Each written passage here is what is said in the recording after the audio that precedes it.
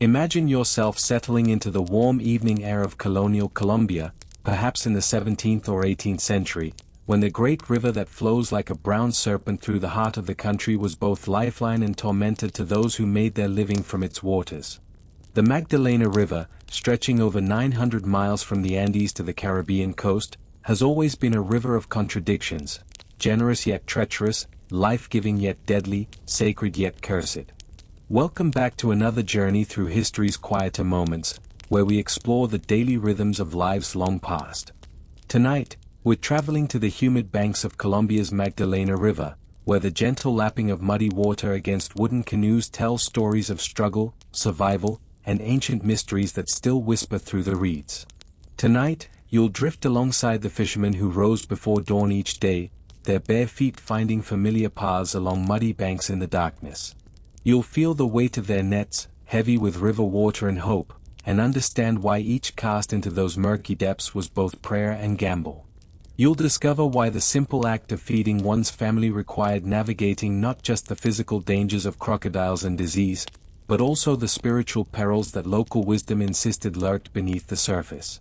As we journey together through their world, allow yourself to be carried by the rhythm of their days, the patient waiting, the careful listening, the constant awareness that survival depended on reading the river's moods as carefully as the sky. Let the gentle current of their stories wash over you, carrying you toward the peaceful rest that eluded so many who called the Magdalena home. The first gray light of dawn creeps across the water, and already you can hear them, the soft splash of wooden paddles breaking the river's surface, the gentle creak of dugout canoes carved from cecropia trees. But listen more carefully, and you'll detect the underlying tension in these morning sounds, the hurried whispers between fathers and sons, the nervous clearing of throats, the way conversations die when the water grows suddenly still. To be a fisherman on the Magdalena was to live in a state of perpetual unease, where each day's work began not with confidence but with a careful negotiation between necessity and fear. The river demanded everything from those who sought to make their living from its depths: courage, skill, patience, and a willingness to accept that some mornings, you might not return home at all.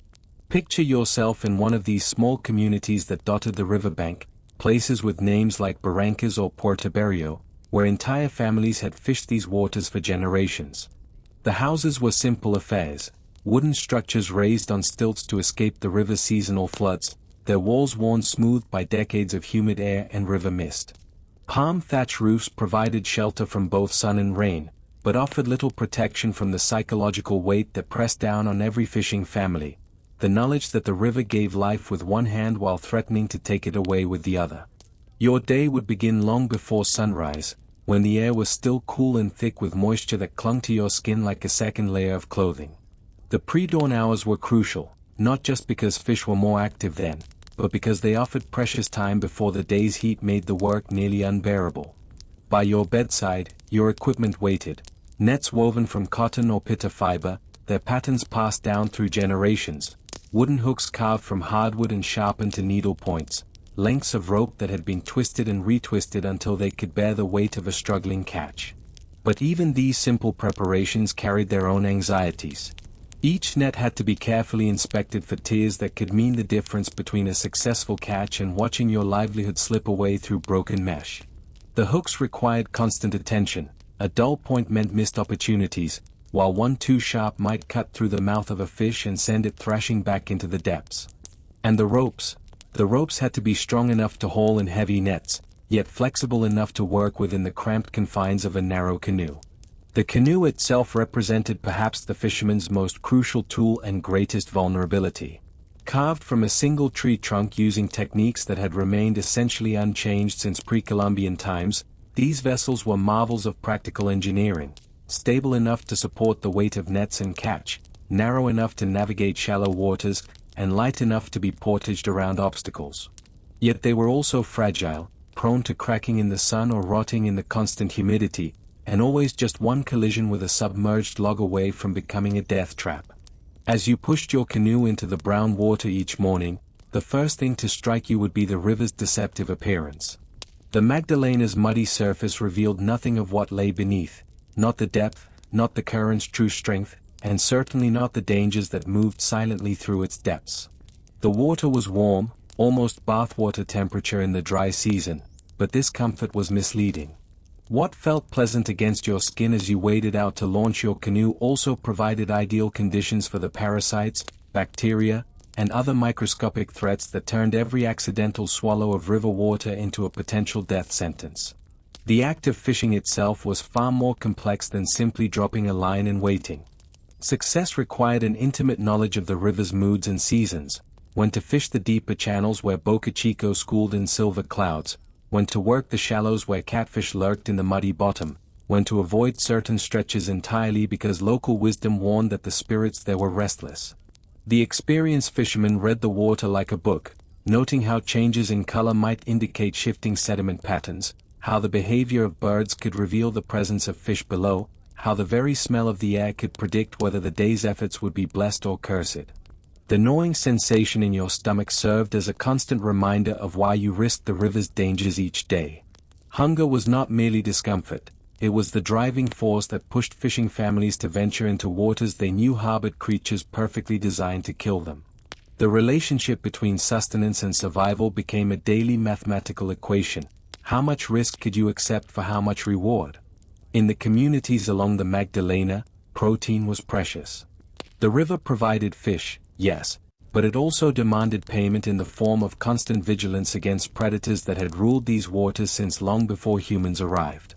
The American crocodile, known locally as Caiman del Magdalena, grew to lengths that defied belief, specimens reaching 15 feet or more, their prehistoric forms perfectly adapted to the river's muddy environment. These were not the sluggish, sunbathing reptiles that modern tourists might observe from safe distances. The Magdalena's crocodiles were active hunters, capable of explosive bursts of speed that could close the distance between predator and prey in seconds. They were patient, too, learning the patterns of local fishermen and positioning themselves along regularly used routes.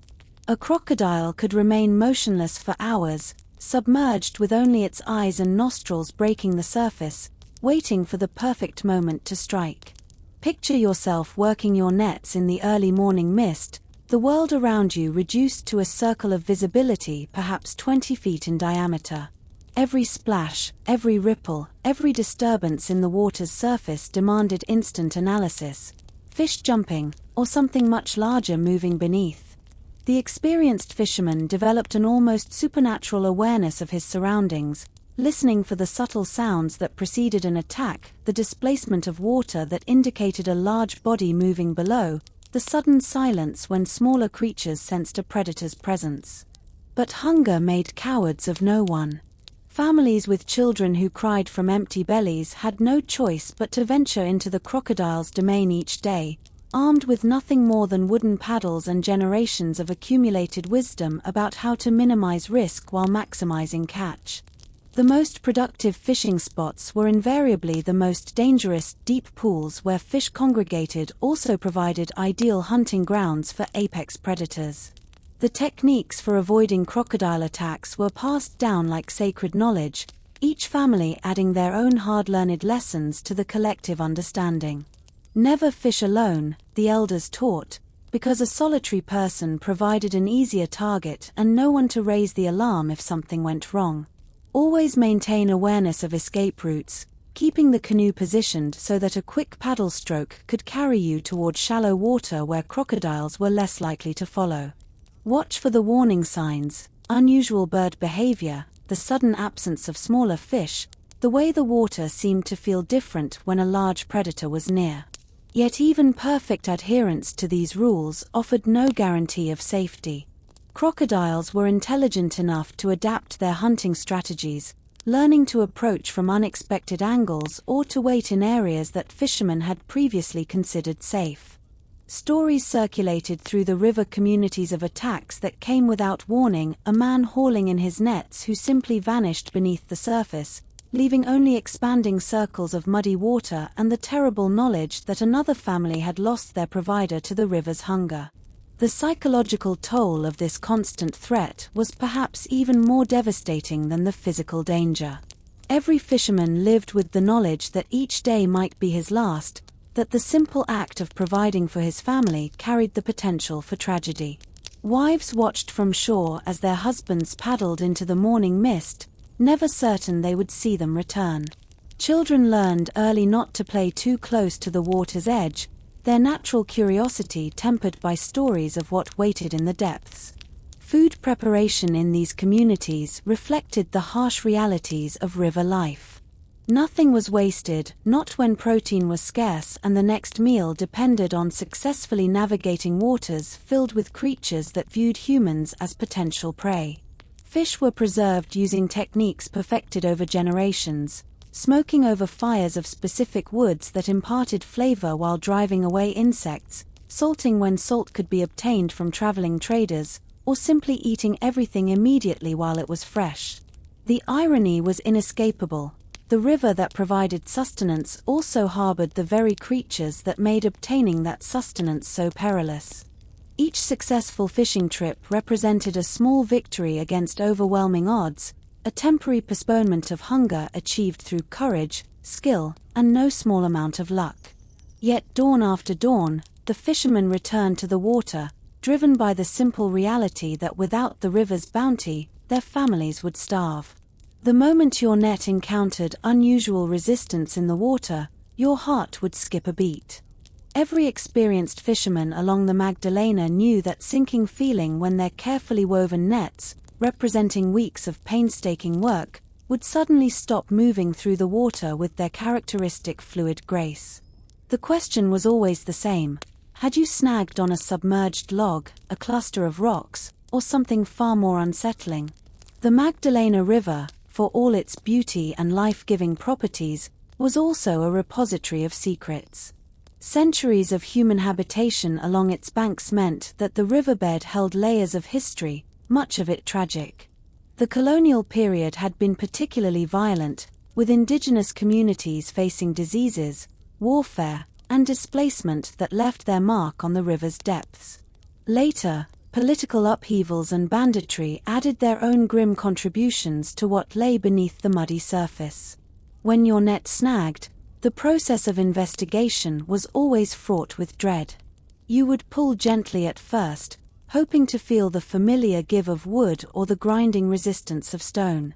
But sometimes the obstruction felt different, yielding in places, rigid in others, with a weight distribution that spoke of something altogether more disturbing.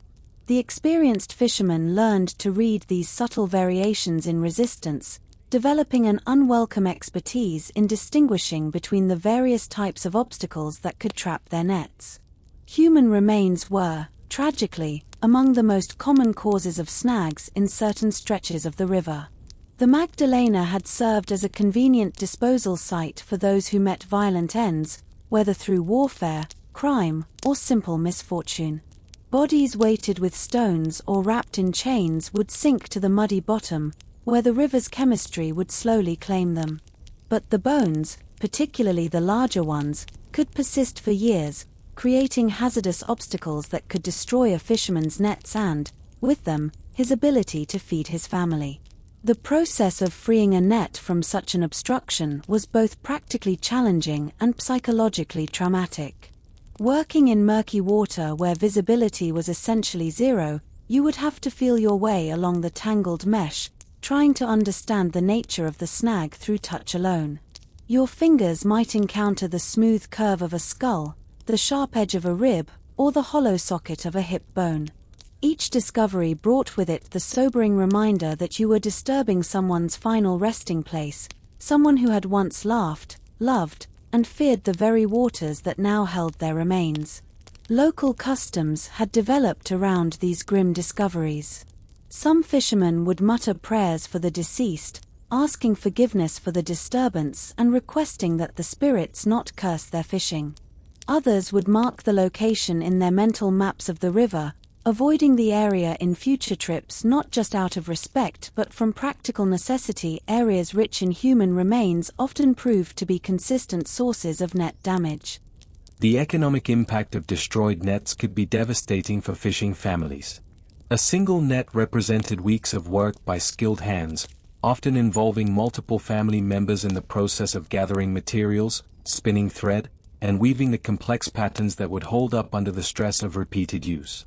When a net was damaged beyond repair by snagging on bones or other debris, the family faced a choice between investing precious time and resources in creating a replacement or attempting to fish with inferior equipment that might fail at crucial moments. Some areas of the river gained reputations as net killers, places where the bottom was so littered with obstacles that only the most desperate or foolhardy would attempt to fish. These stretches often coincided with historical sites of violence, former battlefields, execution sites, or areas where bandits had dumped their victims. The fishermen's collective memory preserved these locations through oral tradition, passing down warnings from father to son about which bends in the river to avoid and which depths to approach with extra caution. Yet even in areas considered relatively safe, the threat of snags remained constant. The river was dynamic, constantly reshaping its bottom through the action of current and flood. What had been clear water one season might become a graveyard of obstacles the next, as shifting sediments revealed previously buried hazards. The careful mental maps that fishermen constructed of safe and dangerous areas required constant updating, each snag providing new data about the river's hidden geography. The emotional toll of repeatedly encountering human remains while simply trying to make a living cannot be overstated.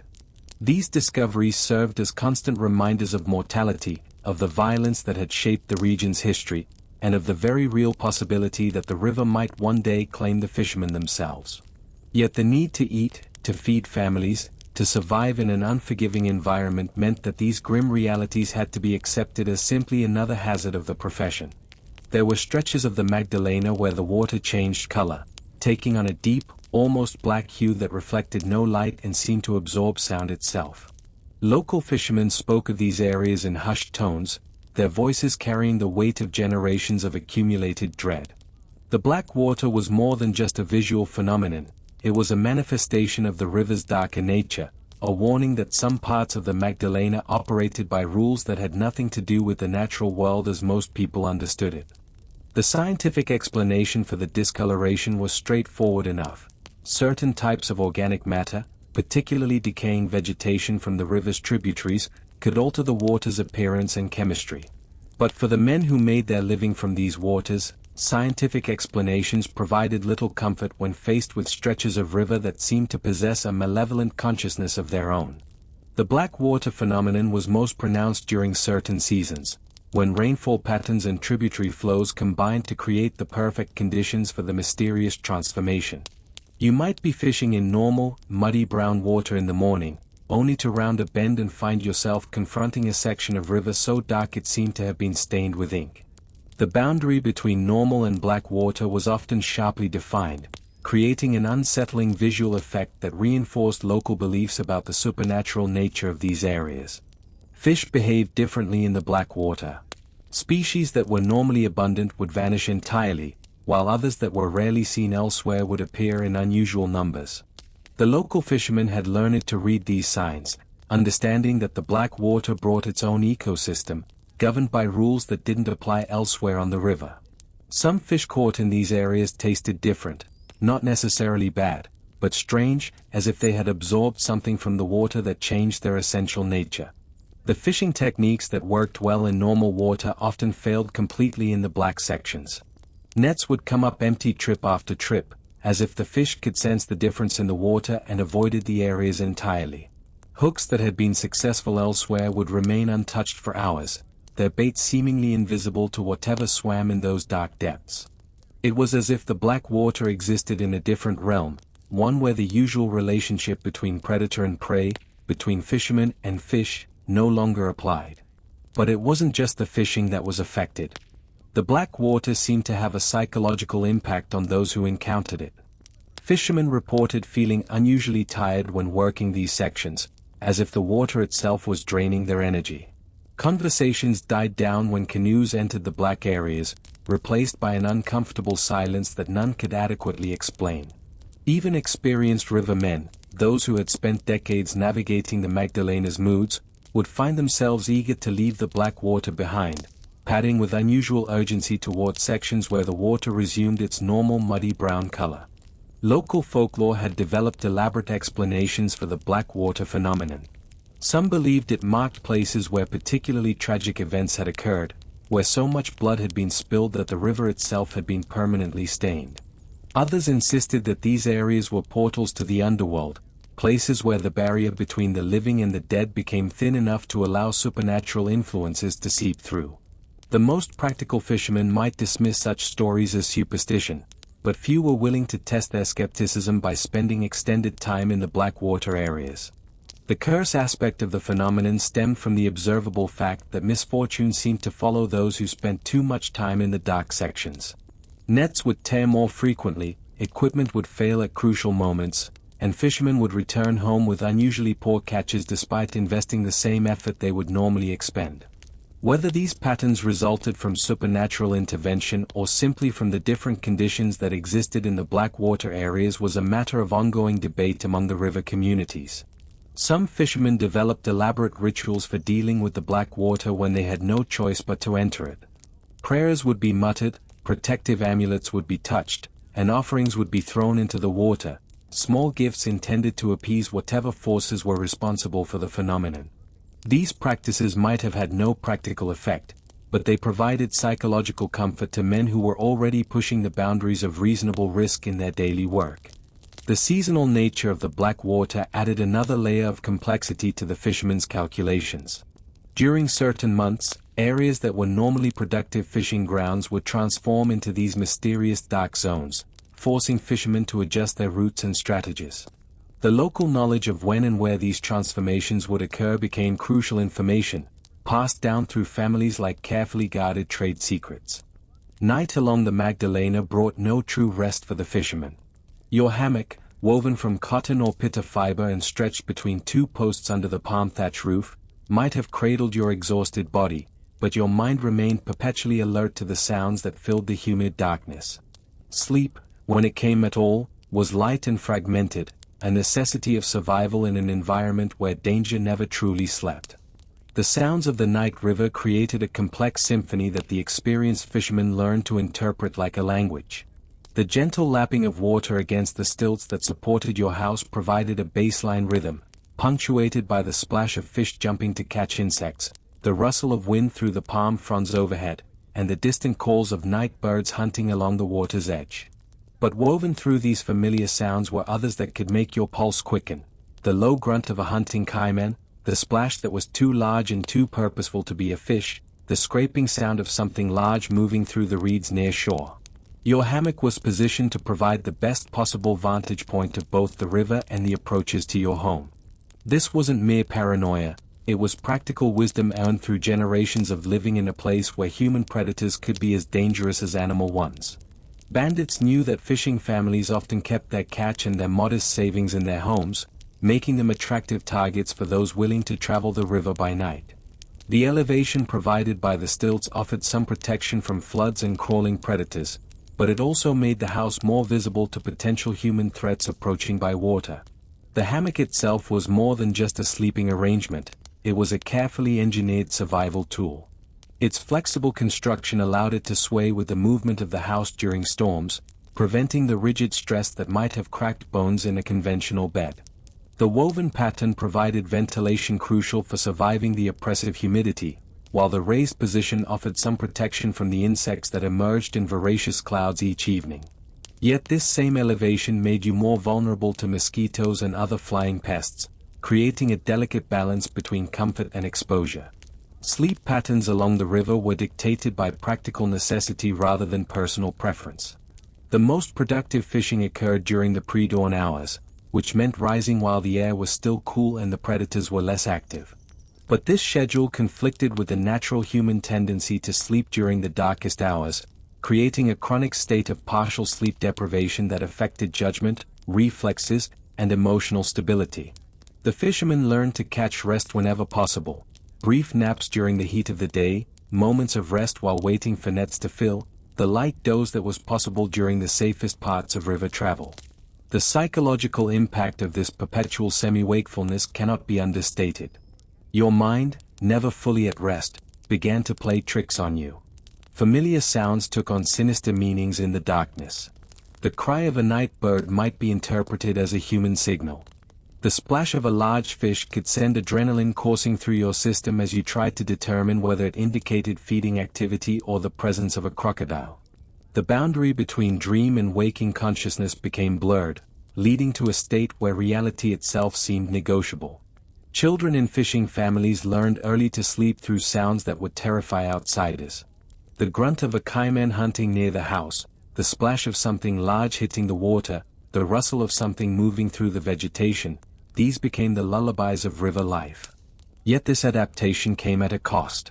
Children who grew up in this environment often developed a hypervigilance that never fully left them, an inability to achieve the deep, restorative sleep that their developing bodies and minds required. The hammock's gentle swaying motion, while soothing in many ways, also served as a constant reminder of your vulnerability. Each movement of air, each shift in the house's position due to changing water levels, each footstep of a family member would set the hammock in motion, briefly rousing you from whatever sleep you had managed to achieve. This responsiveness to movement was simultaneously a blessing and a curse. It meant that any genuine threat was likely to wake you, but it also meant that harmless disturbances would fragment your rest throughout the night. Women in fishing families faced their own particular challenges when it came to sleep. Responsible for maintaining vigilance over children while their husbands were on the river, they developed an acute sensitivity to sounds that might indicate danger to their families. The splash that might be a playful child could also be a child in distress. The silence that might indicate peaceful sleep could also mean that a predator had successfully approached undetected. This constant state of maternal alertness took its own toll, creating a generation of women who aged prematurely under the stress of unrelenting vigilance. The quality of sleep achieved in these conditions was necessarily poor. True deep sleep, the kind that fully restored body and mind, was a luxury that few river families could afford. Instead, you learned to function on what sleep researchers would now recognize as chronic partial sleep deprivation, getting enough rest to maintain basic functioning, but never enough to fully recover from the previous day's physical and psychological stresses. This cumulative exhaustion affected every aspect of life, from physical coordination to emotional stability to decision-making ability. Yet somehow, families along the Magdalena adapted to these conditions, developing a resilience that allowed them to function despite the constant stress. The human capacity for adaptation is remarkable, and the river families demonstrated this daily, finding ways to maintain hope, love, and community bonds even in circumstances that would have broken less resilient people. Their half-wakeful nights were not just periods of fear and exhaustion, they were also times of quiet contemplation, of listening to the river's voice, of connecting with the rhythms of a world that operated by its own ancient rules. In the small settlement of Puerto Alegre, where the morning mist clung to wooden houses like the breath of sleeping spirits, there lived a fisherman named Marcos Herrera whose story would become both legend and warning among the river communities. Marcos was not an exceptional man by the standards of his time, neither the most skilled fisherman nor the most prosperous, neither the most feared nor the most beloved. He was, in many ways, representative of the countless men who made their living from the Magdalena's treacherous waters during the late colonial period, which makes his fate all the more haunting for its ordinariness. Born in 1743 to a family that had fished the river for 3 generations, Marcos learned the water's moods before he could properly walk. His father, Don Esteban, was known throughout the region as a man who could read the river like scripture, interpreting the subtle signs that meant the difference between a successful catch and an empty net. Under his father's patient tutelage, young Marcos absorbed the accumulated wisdom of generations, which stretches of water to avoid during the rainy season, how to distinguish between the splash of a feeding fish and the movement of a hunting crocodile, where to find the deep pools where the largest catfish made their homes. By his 20th year, Marcos had established himself as a competent, if not exceptional, fisherman. He married Isabella, the daughter of a local boat builder, and together they produced 3 children in quick succession, 2 sons and a daughter who would never know their father's voice. Their home was modest but sturdy, raised on cedar posts that had been blessed by the local priest and positioned to catch the morning breeze that provided some relief from the oppressive humidity. Marcos's fishing territory encompassed a stretch of river roughly 10 miles long, beginning at the mouth of a small tributary called Cano Seco and extending downstream to where the Magdalena bent sharply westward around a headland known locally as Punta de los Muertos, the Point of the Dead. This was not prime fishing territory by any means. The water here was known to be unpredictable, with hidden currents that could trap an unwary canoe in depths that seemed to shift from season to season. But it was the territory that had been worked by his family for generations, and tradition held that a man did not abandon his inheritance lightly. The peculiarities of Marcos's fishing grounds had been noted by local fishermen for decades. Fish populations fluctuated wildly in ways that didn't correlate with normal seasonal patterns. Some years, the waters would teem with boca chico, their silver scales flashing like coins in the muddy water. Other years, the same areas would be virtually barren, as if the fish had received some signal to avoid the region entirely. Nets lowered into apparently promising waters would come up empty, while casual casts in unlikely spots would yield surprising catches. Local folklore offered various explanations for these anomalies. Some believed that the confluence of Cano Seco with the main river created spiritual crossroads where the normal rules of nature didn't apply. Others pointed to the area's violent history. Spanish colonial records mentioned several massacres in the vicinity, and indigenous oral traditions spoke of sacred sites that had been desecrated by European colonization. The most practical fishermen simply accepted the inconsistency as one more variable in an already unpredictable profession. Marcos himself seemed largely untroubled by the supernatural explanations for his territory's quirks. He was a practical man, focused on the tangible challenges of providing for his family. His approach to fishing was methodical and patient. He would study water conditions carefully before making his first cast, adjust his techniques based on the day's weather and season, and never push his luck by working areas that felt wrong, even if he couldn't articulate exactly what made them feel that way. In the months leading up to his disappearance, several fishermen reported unusual encounters with Marcos on the water.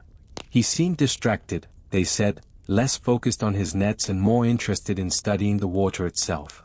He had been asking strange questions, about local legends, about the history of specific locations along the river, about whether anyone had ever found anything unusual while fishing his territory. When pressed to explain his sudden interest in folklore, Marcos would only say that he had been noticing things that didn't make sense according to everything his father had taught him. The last person to see Marcos alive was his neighbor, Carlos Mendez, who encountered him just after dawn on the morning of March 15, 1769. Carlos was heading downstream to check his own nets when he spotted Marcos's distinctive canoe, painted blue with a yellow stripe, a design that made it visible from a considerable distance. Marcos was sitting motionless in the middle of the river, his paddle resting across his knees, staring intently at something in the water. Carlos called out a greeting, but Marcos seemed not to hear him. Only when Carlos paddled closer and called again did Marcos look up, and Carlos later reported that his friend's expression was one of profound puzzlement, as if he were trying to solve a problem that defied all logic.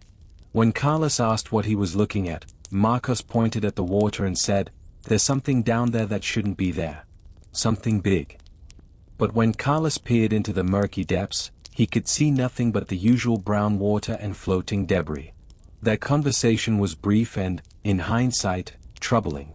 Marcos mentioned that he had been having dreams about his fishing territory, dreams where the water was clear as glass and he could see all the way to the bottom.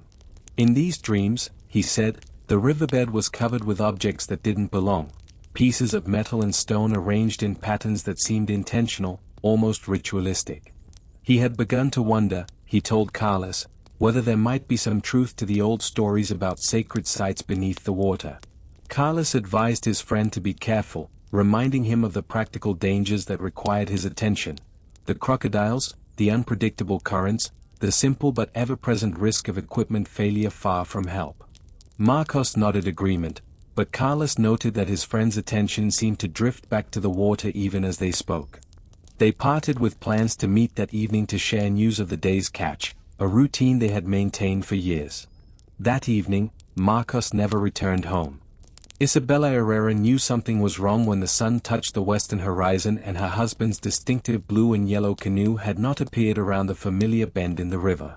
Marcos was many things, sometimes stubborn, occasionally distracted, often too absorbed in his work for his own good, but he was never late returning home.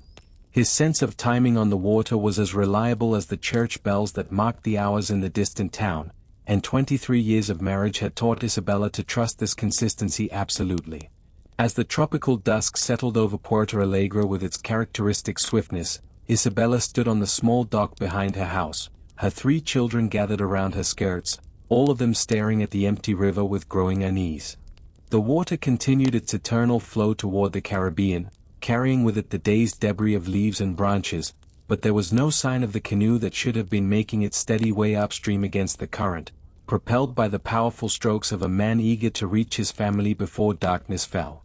The search began at first light the following morning, organized with the quiet efficiency that river communities had developed for such emergencies. Carlos Mendez led a flotilla of 5 canoes, each carrying 2 experienced fishermen who knew Marcos's territory as well as their own. They worked systematically, beginning at the upstream boundary of his fishing grounds and moving methodically downstream, calling his name and watching for any sign of the missing man or his distinctive canoe. The first clue appeared near noon, when Pedro Vasquez spotted something blue caught in the branches of a partially submerged tree. It was a piece of painted wood, roughly triangular in shape, that matched the distinctive color of Marcos's canoe.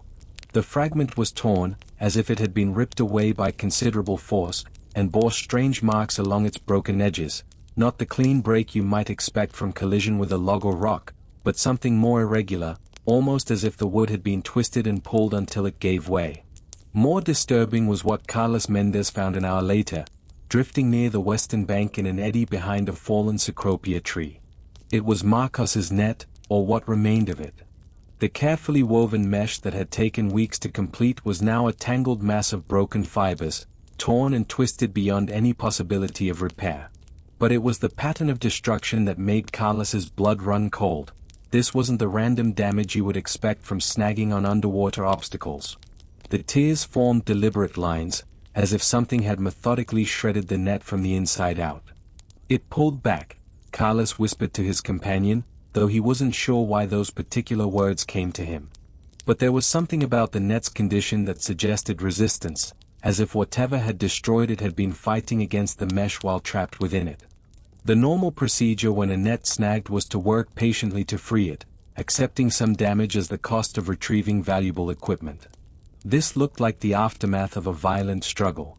The search continued for 3 more days, expanding to cover areas well beyond Marcos's usual territory. River communities up and down the Magdalena were alerted to watch for any sign of the missing fisherman or his canoe. Prayers were offered in the small chapel at Puerto Alegre, and Isabella's kitchen became a gathering place for neighbors who brought food and comfort while maintaining their own vigil for news. On the 4th day, they found the canoe. It was discovered by a group of children from a downstream settlement, lodged against a sandbar nearly 15 miles from where Marcos had last been seen. The vessel was intact but deeply scarred, bearing gouges along its sides that were too deep and too evenly spaced to have been caused by scraping against rocks or logs. More puzzling still, the canoe was empty of everything except river water and sand. No fishing equipment, no personal belongings, no sign of the man who had spent his life navigating these waters with such skill and caution. The children who found the canoe reported something else that added to the mystery.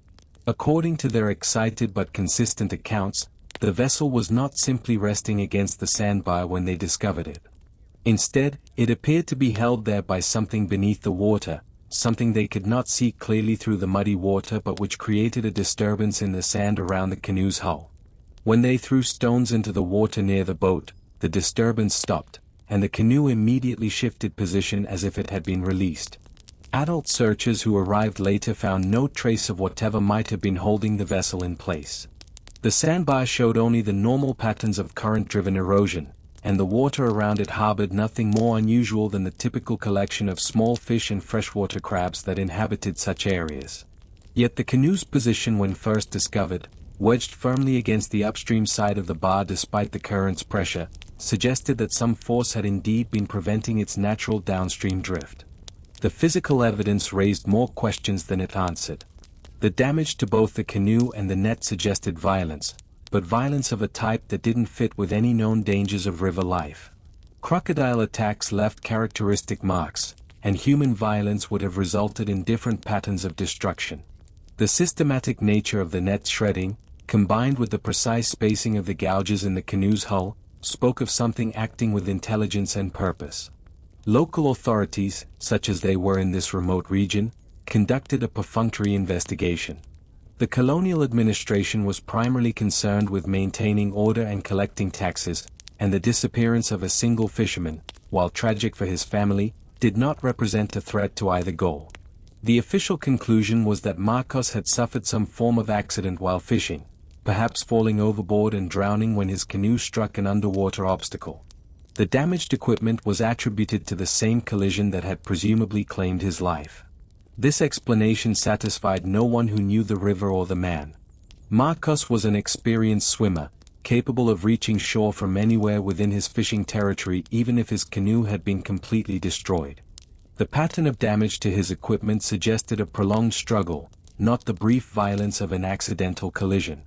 Most tellingly, no body was ever recovered, despite extensive searching and the river community's intimate knowledge of where drowned victims typically surfaced after varying periods of submersion. In the weeks following Marcos's disappearance, the conversation in Puerto Alegre's small market took on a different character. Where once fishermen had discussed practical matters, water levels, fish migrations, weather patterns, now their voices dropped to whispers when they spoke of the river's mysteries. The old stories, the ones that had been relegated to entertainment for children or the rambling of elderly relatives, suddenly commanded serious attention from men who had never shown interest in anything that couldn't be caught in a net or sold at market. The rumors began with the women, as such things often did.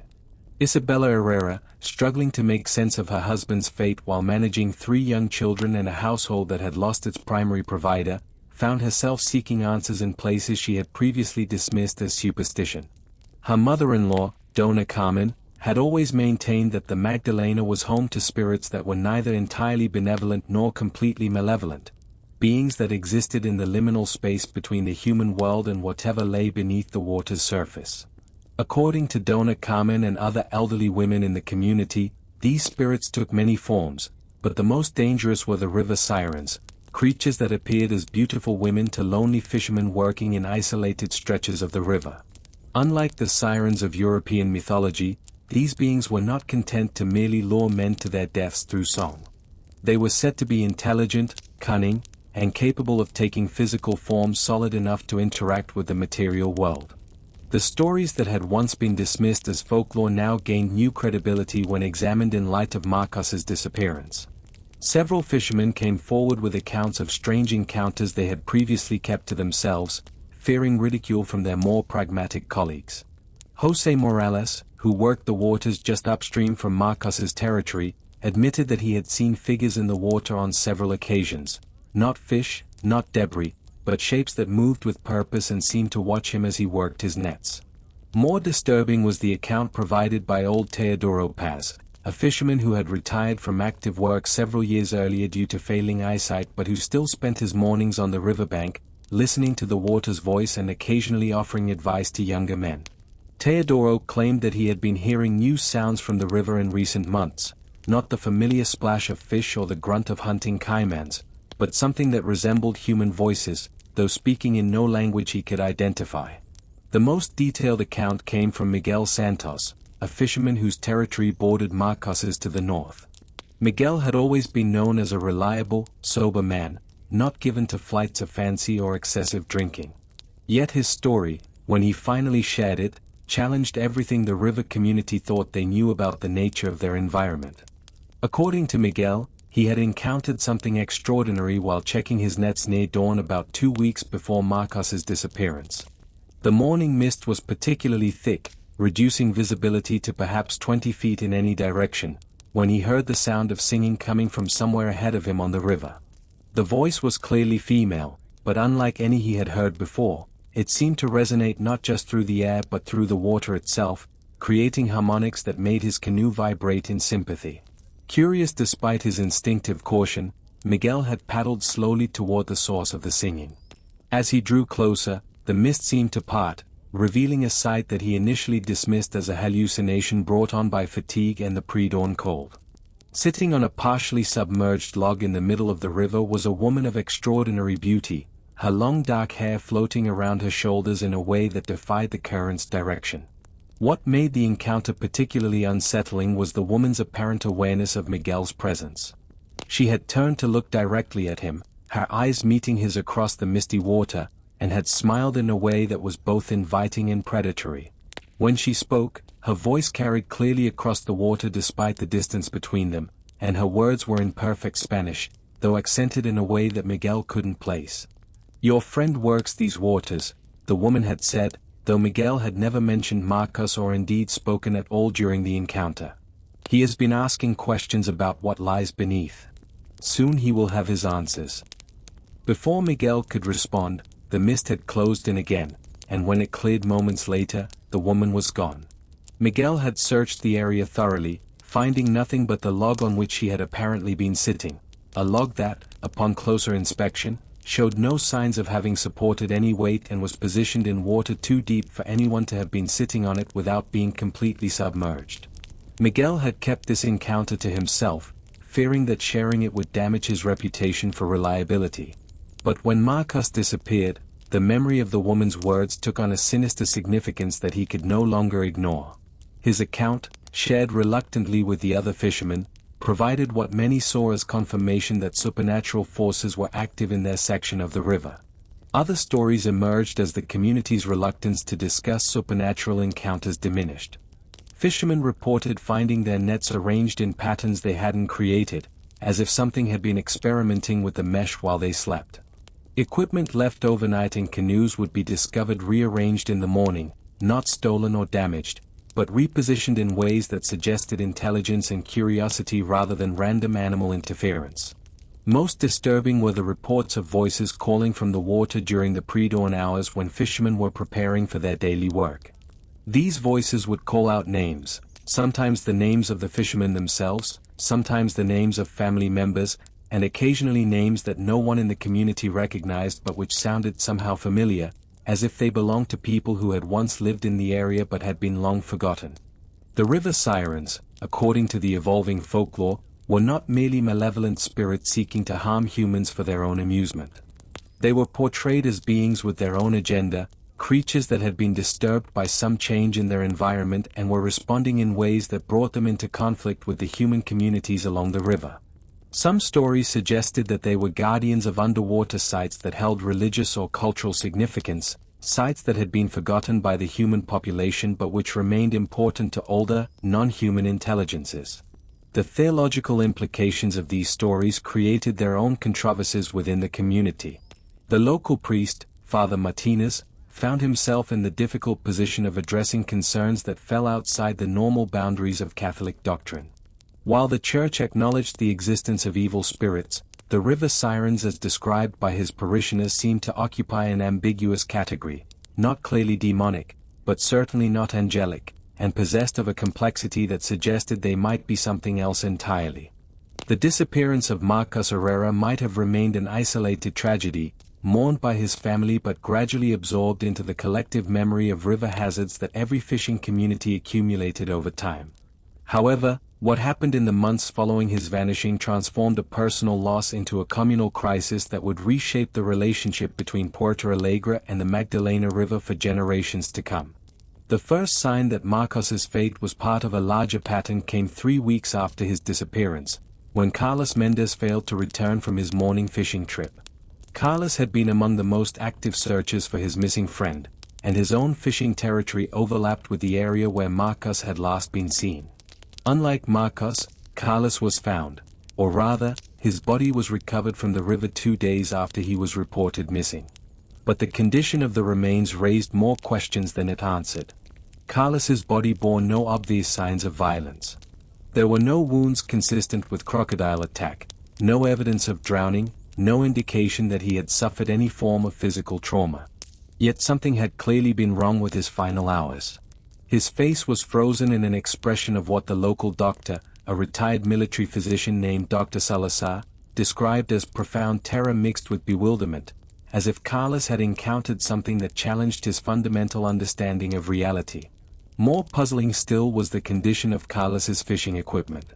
His nets were found neatly folded in his canoe, arranged with a precision that was completely at odds with normal fishing practices. His hooks were lined up in perfect rows, and his ropes had been coiled with geometric precision that suggested mathematical understanding rather than practical knowledge. None of these items showed any sign of use, despite the fact that Carlos had been missing for nearly 48 hours during prime fishing time. The third incident occurred less than a month later, when Elena Vasquez, the wife of fisherman Pedro Vasquez, reported that her husband had returned from the river in a state of complete disorientation. Pedro, normally a calm and practical man, had stumbled into their house in broad daylight, soaking wet despite the absence of rain, and speaking in rapid, disconnected sentences about the council beneath the water and the terms that must be negotiated. Pedro's condition deteriorated over the following days. He would sit for hours staring at the river, carrying on animated conversations with invisible interlocutors, occasionally laughing at some unheard joke or nodding seriously as if receiving important information. When family members tried to engage him in conversation, he would look at them with genuine confusion, as if he couldn't understand why they couldn't hear the voices that seemed so clear to him. Dr. Salazar's examination of Pedro revealed no physical cause for his condition. The man's body was healthy, his reflexes normal, his basic motor functions unimpaired. Yet his mind seemed to be operating according to rules that had nothing to do with the shared reality of his community. He spoke of underwater cities, of negotiations between human and non-human intelligences, of ancient agreements that were being renegotiated due to changing circumstances along the river. Within 6 months of Marcos's disappearance, Puerto Alegre had lost 5 of its most experienced fishermen to various forms of misfortune. 2 had vanished without trace, 1 had been found dead under mysterious circumstances, and 2 others had returned from the river in states of mental confusion that rendered them unable to continue their profession. The economic impact on the small community was devastating, but the psychological impact was far worse. The remaining fishermen found themselves facing an impossible choice. The river was their livelihood, the source of everything that sustained their families and their community. Yet continuing to work the waters that had claimed their colleagues seemed like an invitation to share their fate. Meetings were held in the small plaza behind the church, gatherings where voices were kept low and participants frequently glanced toward the river as if concerned about being overheard. The debates that took place during these meetings revealed the fundamental tensions within a community trying to balance practical necessity against supernatural fear. The younger fishermen, those with growing families and limited alternatives, argued for continuing their work while taking additional precautions. They proposed working in larger groups, avoiding the specific areas where incidents had occurred, and establishing better communication systems to ensure that no one disappeared without immediate notice. The older residents, led by the surviving elders and the families of the affected men, advocated for a more dramatic response. They believed that the river itself had become hostile to human presence, that something fundamental had changed in the relationship between the community and the waters that had sustained their ancestors. Their solution was radical: abandon fishing entirely and find alternative means of survival, even if it meant leaving Puerto Alegre for opportunities elsewhere. Father Martinez found himself in the uncomfortable position of trying to provide spiritual guidance for a situation that fell outside his theological training. The Catholic Church's position on supernatural manifestations was complex and often contradictory, acknowledging the existence of spiritual forces while warning against excessive credulity. His attempts to counsel affected families were hampered by his own uncertainty about whether he was dealing with genuinely supernatural phenomena or with psychological trauma that was manifesting in ways that happened to coincide with local folklore. The turning point came when Isabella Herrera, Marcos's widow, made a public declaration during Sunday Mass. Standing before the small congregation, she announced that she was forbidding her 2 sons from ever entering the river, even for swimming or play. She called upon other families to make similar commitments, arguing that the cost of continuing to work the water had become too high for the community to bear. Isabella's words carried particular weight because of her reputation for practical wisdom and her status as the primary victim of the river's apparent malevolence. Her call for collective action resonated with families who had been struggling individually with the same fears and uncertainties. Within weeks, a consensus had emerged. Puerto Alegre would officially close its shores to fishing activities until the spiritual crisis could be resolved. The practical implications of this decision were staggering. Fishing had been the community's primary economic activity for generations. The techniques, territories, and trade relationships that sustained the local economy were all built around the harvest of river resources. Alternative occupations were scarce in the remote location, and the skills that made someone an excellent fisherman had limited applicability to other forms of work. Yet the community held firm to its decision. Canoes were pulled up onto the shore and left to dry in the sun. Nets were stored in houses, where they served as daily reminders of the profession that had been abandoned. The small dock that had once bustled with activity each dawn became a monument to fear, its weathered planks gradually loosening as the river's seasonal floods undermined its supports without the regular maintenance that active use would have provided. In the months that followed Puerto Alegre's decision to abandon fishing, the community's attention turned increasingly toward its eldest residents, men and women whose memory stretched back to times when the relationship between human and river had been governed by different rules. These elders, many of whom had been dismissed as repositories of outdated superstitions, suddenly found themselves consulted as authorities on matters that the younger generation was finally ready to take seriously. Dona Carmen Herrera, Marcos's mother and the community's most senior resident at 83 years of age, became an unlikely figure of authority in the crisis.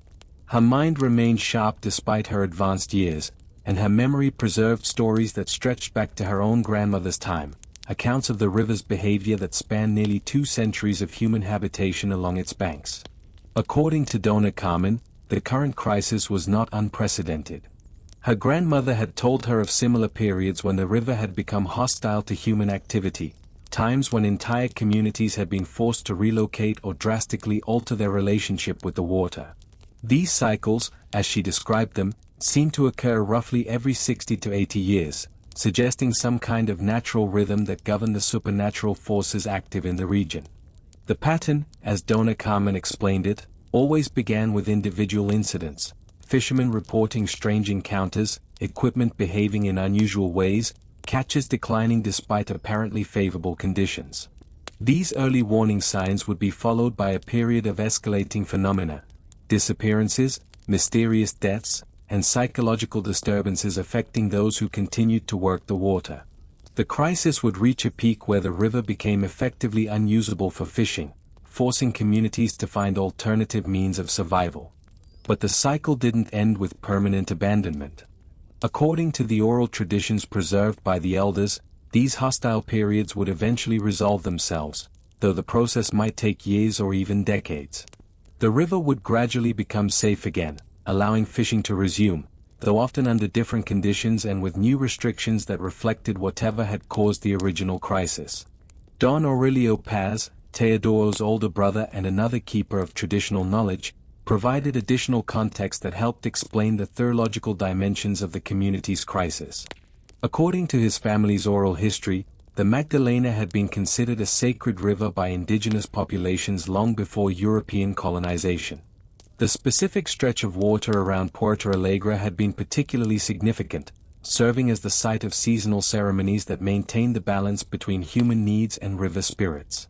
The disruption of these ceremonies during the colonial period, Don Aurelio suggested, had created a spiritual vacuum that was gradually being filled by forces that operated according to different rules. The river spirits, deprived of their traditional relationship with human communities, had become unpredictable and potentially hostile. The recent incidents might represent their attempts to re-establish some form of communication or to enforce boundaries that had been forgotten by successive generations of colonists. This interpretation provided a framework for understanding the crisis that went beyond simple fear or superstition. If the elders were correct, the community was dealing not with malevolent forces seeking to harm humans, but with non-human intelligences trying to restore a relationship that had been severed by historical events beyond anyone's control. The solution, therefore, might not be permanent abandonment of the river, but rather the establishment of new protocols that acknowledged the spiritual dimensions of their environment. The practical implications of this analysis were complex. None of the current residents had any direct knowledge of the indigenous ceremonies that had supposedly maintained peace between human and river communities. The cultural knowledge that might have provided guidance had been lost during centuries of colonial suppression and cultural assimilation. Yet the elders insisted that fragments of this knowledge remained, preserved in stories and customs that had been dismissed as mere folklore. Dona Carmen revealed that her grandmother had taught her specific rituals for approaching the river safely: offerings to be made before fishing, words to be spoken when launching a canoe, ways of reading the water that took spiritual as well as physical conditions into account. These practices had been gradually abandoned as subsequent generations adopted more European approaches to river work, but Dona Carmen had never entirely forgotten them. Similarly, other elders came forward with fragments of traditional knowledge that their families had preserved despite decades of pressure to adopt more civilized practices. Don Aurelio knew songs that were supposed to be sung during certain seasons to maintain harmony with river spirits. Dona Isabella Santos, Pedro's mother, remembered specific offerings that her grandmother had made at particular locations along the riverbank, offerings that were intended to ensure safe passage and successful fishing. The challenge facing the community was how to reconstruct a coherent spiritual practice from these fragments of half-remembered tradition. None of the elders claimed to have complete knowledge of the indigenous ceremonies that had supposedly maintained peace with the river spirits. Their understanding was incomplete, filtered through generations of oral transmission and influenced by centuries of Catholic teaching that had reinterpreted spiritual practices within a Christian framework. Yet the elders were unanimous in their belief that some form of accommodation with the river's spiritual forces was both possible and necessary. They argued that the current crisis represented not a permanent change in the river's nature, but rather a call for renewed recognition of spiritual realities that had been ignored for too long. The disappearances and disturbances were not punishments, in their view, but rather attempts at communication by intelligences that lacked other means of making their presence known. Father Martinez found himself in an increasingly difficult position as the community's spiritual discussions moved beyond the boundaries of conventional Catholic doctrine. While the Church acknowledged the existence of spiritual forces, the specific beliefs being articulated by the elders drew heavily on indigenous traditions that had been officially suppressed for centuries. His attempts to provide guidance were complicated by his own uncertainty about how to integrate these concerns with Orthodox Christian teaching. The elders' influence grew as it became clear that their interpretation of events offered the community's best hope for eventually resuming normal life. Their calls for renewed spiritual practices, while challenging to implement, provided a path forward that didn't require permanent abandonment of the river that had sustained their ancestors. Yet their proposed solutions demanded a fundamental shift in how the community understood its relationship with the natural world, a shift that would require courage, faith, and a willingness to embrace ways of thinking that had been dismissed for generations.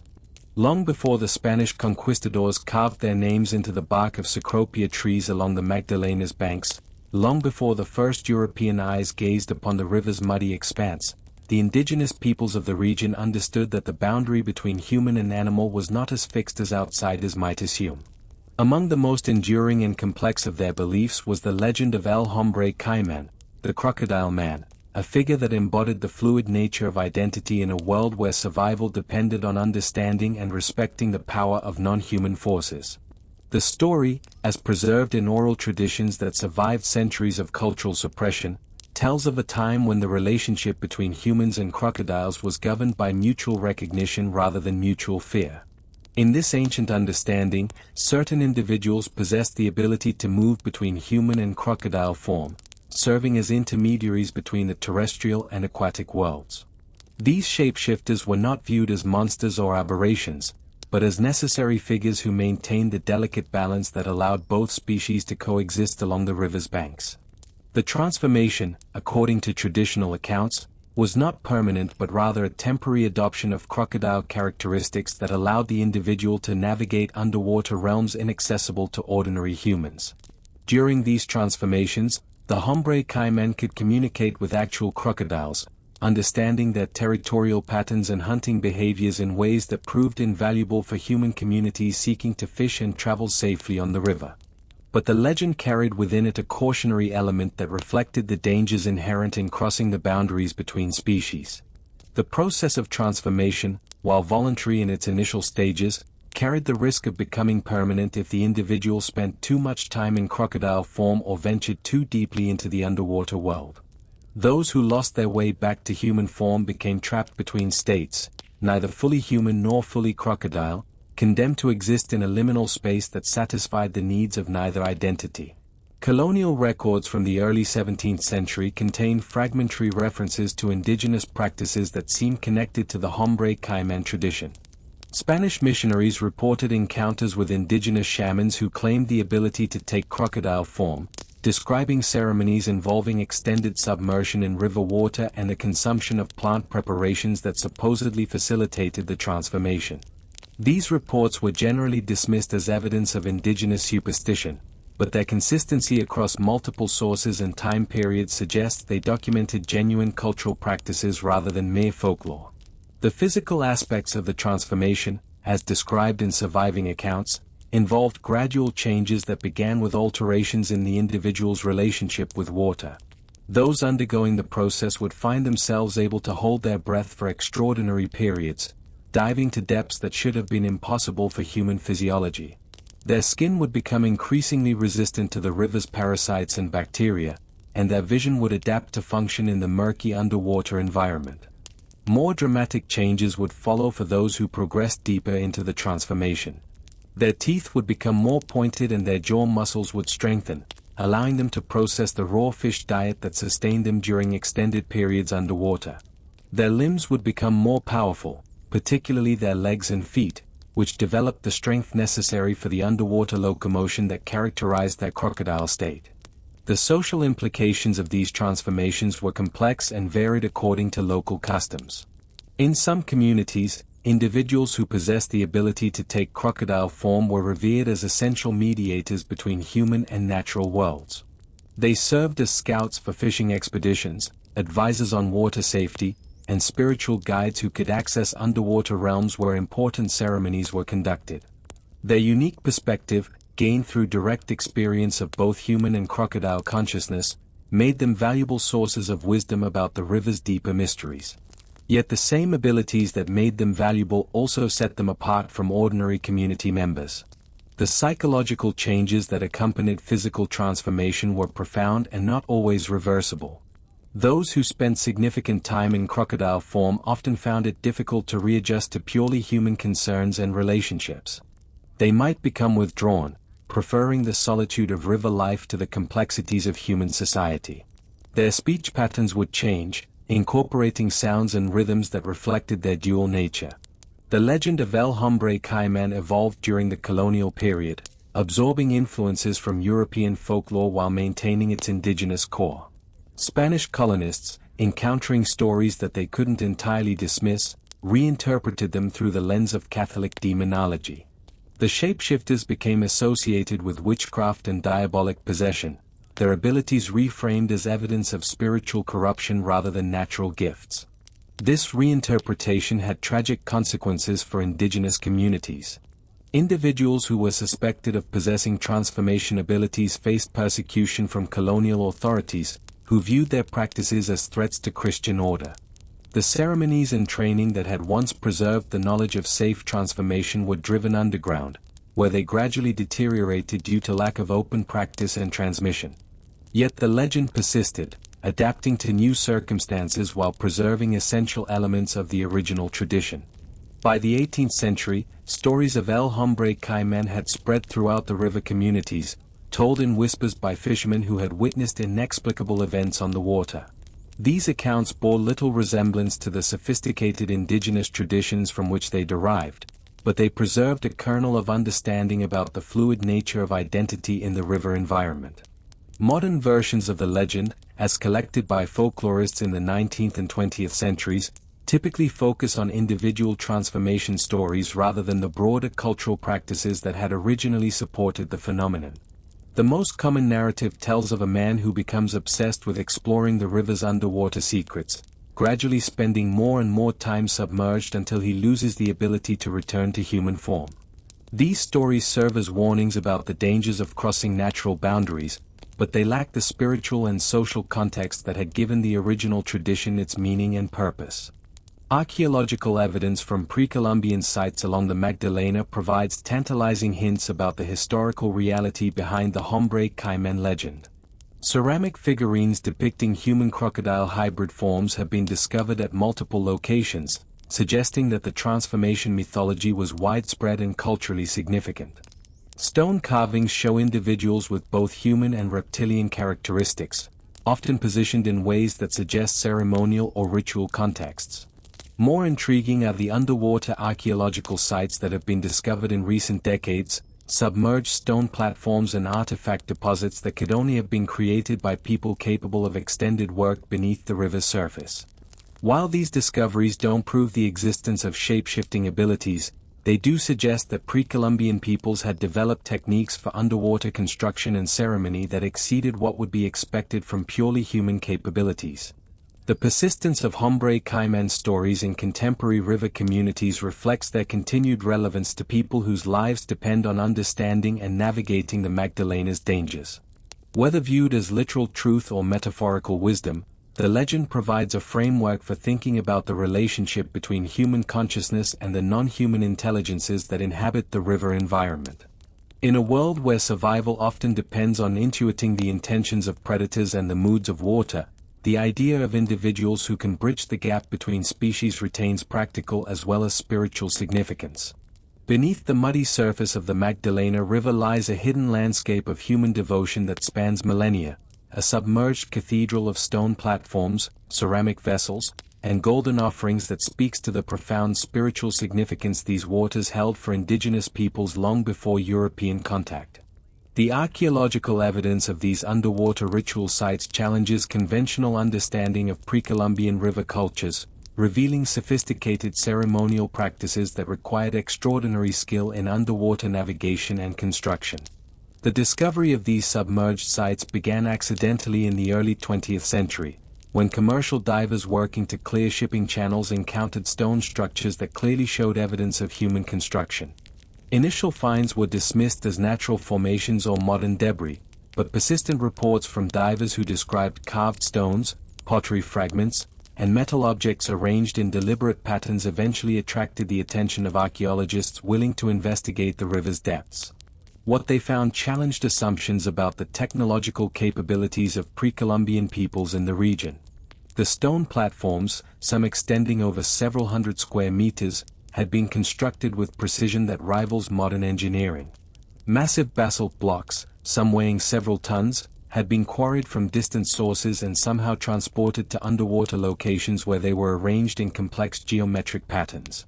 The logistics of such construction projects, requiring extended underwater work in zero-visibility conditions, suggested capabilities that exceeded what was thought possible for peoples lacking advanced diving equipment. The platform layouts themselves reveal sophisticated understanding of both hydraulic engineering and ceremonial architecture. The structures are positioned to take advantage of underwater currents, creating spaces where the flow of water would have enhanced rather than disrupted ritual activities. Channels carved into the stone direct water flow in patterns that suggest symbolic as well as practical purposes, creating underwater environments where ceremony could take place according to principles that modern archaeologists are only beginning to understand. The offerings discovered at these sites provide insight into the spiritual beliefs that motivated such extraordinary construction efforts. Ceramic vessels, many intact despite centuries of submersion, contain remains of plant materials that analysis has identified as psychoactive substances known to facilitate altered states of consciousness. These preparations, specifically adapted for underwater use, suggest that ritual participants were achieving trance states while fully submerged, accessing spiritual realms that could only be reached through the combination of water immersion and consciousness-altering substances. Gold objects form another significant category of underwater offerings, their preservation aided by the metal's resistance to corrosion.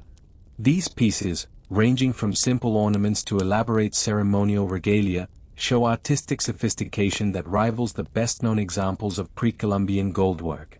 Many pieces depict aquatic themes, stylized representations of fish, crocodiles, and hybrid creatures that combine human and animal characteristics.